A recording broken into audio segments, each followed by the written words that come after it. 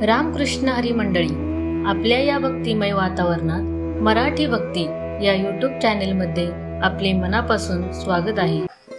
ज्याप्रमाणे अनामिक भीती हुरहुर वाटू लागली तरी ती संकटाची चाहूल ठरते, तसेच आयुष्यात चांगले काही घडणार असेल तरी देखील शुभचिन्हे दिसू लागतात। ती कोणती ते जाणून घेऊया।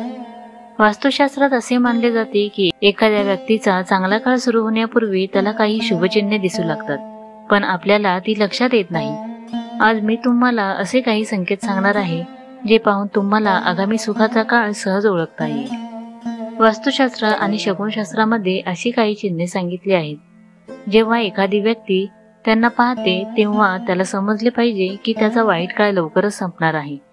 या चिन्हांचा एक अर्थ असाही मानला जातो की तुमच्या आयुष्यात काही सकारात्मक बदल होणार आहे।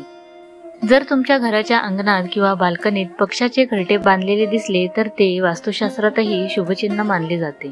याचा अर्थ असा की तुम्हाला लवकरच एखादी चांगली बातमी मिळणार आहे। अशा परिस्थितीत ते घरटे काढू नये।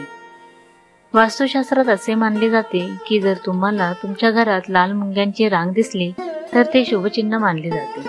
याचा अर्थ असा की लवकरच तुमच्यावर धनाची देवी लक्ष्मीची कृपा होणार आहे, ज्यामुळे तुमच्या पैशाशी संबंधित समस्या दूर होऊ शकतात। पुरुषाच्या उजव्या हाताला आणि स्त्रीच्या डाव्या हाताला अचानक हात सुटली तर त्याचा आर्थिक लाभाशी संबंध असल्याचे म्हटले जाते।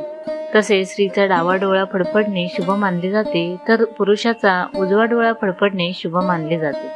सकाळी उठताच मंत्र किंवा शंखाचा आवाज कानावर पडणे देखील शुभ लक्षण मानले जाते। याचा अर्थ तुम्ही ज्या कामासाठी झटत आहात ते तुमचे काम होऊ शकते। कावळ्याचा आवाज मंगल नसला तरी कधी कधी कावळा न थांबता कावकाव करीत राहतो, ती देखील शुभ वार्ता येण्याची चिन्हे समजावी। अशा प्रकारे चांगले दिवस येण्याआधी ही शुभचिन्हे आपल्याला दिसू लागतात। व्हिडिओ आवडल्यास चॅनेलला सबस्क्राईब करा, लाईक करा आणि शेअर करा। धन्यवाद।